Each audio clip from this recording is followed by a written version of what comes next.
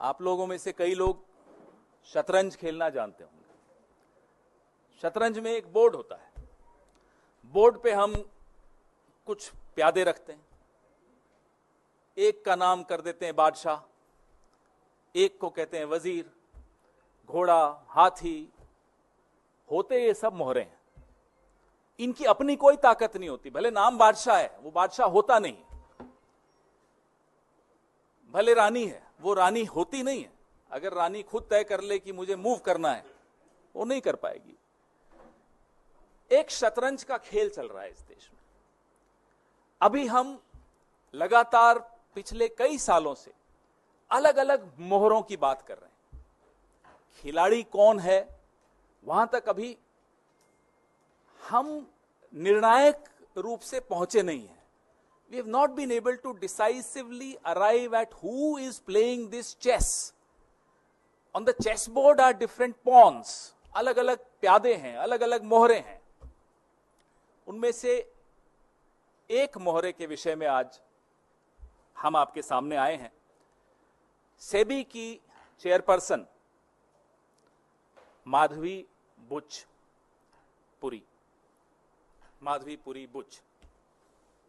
ये 5 अप्रैल 2017 से 4 अक्टूबर 2021 तक, नेक्स्ट स्लाइड, आप जैसा देख पा रहे हैं, ये मेंबर थी, whole time member of SEBI. और उसके बाद ये चेयरपर्सन बनी सेबी की 2 मार्च 2022 को। The dates are right there in front of you, the dates on which she was whole time member and the date on which she was appointed chairperson of SEBI. Very important dates. और SEBI एक regulator है। SEBI का role, जो उसकी भूमिका है, वो middle class, हम सब जो पैसा लगाते हैं मार्केट में, उस मार्केट को रेगुलेट करने की भूमिका SEBI की है, बहुत महत्वपूर्ण भूमिका है। और SEBI की चेयरपर्सन को कौन अपॉइंट करता है? सेबी की चेयरपर्सन को ये 2 महानुभाव आपके सामने हैं, अपॉइंटमेंट्स कमिटी ऑफ कैबिनेट, प्रधानमंत्री और हमारे देश के गृह मंत्री श्री अमित शाह। ये सेबी की चेयरपर्सन को अपॉइंट करने की जो एसीसी है, ये उसमें ये 2 सदस्य हैं, मतलब यही लोग अपॉइंट करते हैं।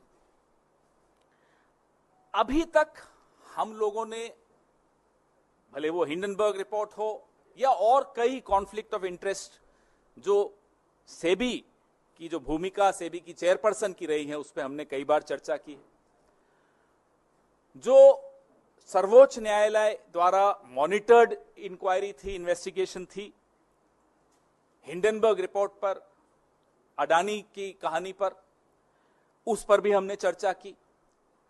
लेकिन इससे ऊपर, इससे कहीं हटकर, इससे कहीं भयानक भूमिका सेबी की चेयरपर्सन की मैं आपको बताना चाहूंगा। सबसे पहले मैं अपने साथियों को बोलूंगा, अगली स्लाइड पर आएं। यह पहली इरेगुलरिटी, यह पहला गैर कानूनी काम। आप सब तनख्वाह लेते हैं, मुझे लगता है एक ही जगह से लेते होंगे। अगर आप अपनी चैनल से, आप टाइम्स नाउ में, अगर आप टाइम्स नाउ से सैलरी लेते हैं तो हिंदुस्तान टाइम्स से तो नहीं लेते होंगे, साथ साथ कांग्रेस पार्टी से तो बिल्कुल नहीं लेते हैं, हम जानते हैं नहीं लेते। लेकिन सेबी की चेयरपर्सन जब वो मेंबर थी, होल टाइम मेंबर थी, 2017 से 2024 के बीच में रेगुलर इनकम आईसीआईसीआई बैंक से ले रही थी 16 करोड़ 80 लाख। और इसको 3 अलग अलग भागों में हमने आपको दिखाया कि तनख्वाह ले रही थी। आप सेबी की होल टाइम मेंबर हैं, आप आईसीआईसीआई से तनख्वाह क्यों ले रही थी, हम ये जानना चाहते हैं। आईसीआईसीआई प्रूडेंशियल से ले रही थी, तो बैंक से ले रही हैं, प्रूडेंशियल से ले रही हैं, और ईसॉप, आप सब समझते हैं ईसॉप, और ईसॉप पे जो टीडीएस था वो भी आईसीआईसीआई ही दे रहा था। आईसीआईसीआई बैंक एक महत्वपूर्ण बैंक, सेबी की चेयरपर्सन एक महत्वपूर्ण रेगुलेटरी बॉडी की सबसे ऊंचे पद पर बैठी व्यक्ति, अधिकारी, तनख्वाह ले रही हैं एक और जगह से। Next slide. ये सीधे सीधे सेक्शन 54, सेक्शन 54 ऑफ सेबी, जो एम्प्लॉइज सर्विस रेगुलेशन 2001, मैं इसका एनेक्शर आपको दिखाऊंगा, उसका वायलेशन है। सीधे सीधे ऑफिस ऑफ प्रॉफिट का मामला है, सीधा। इसमें अगर किसी में थोड़ी सी भी अगर लिहाज, शर्म, लज्जा कुछ हो, वो इस्तीफा देगा, 1 मिनट नहीं रुकेगा इस एक्सपोजर के बाद। आप मार्केट के रेगुलेटर हैं, आप चेयरपर्सन हैं, आप आईसीआईसीआई बैंक से तनख्वाह ले रही हैं, आईसीआईसीआई प्रूडेंशियल से तनख्वाह ले रही हैं, कैसे ले सकती?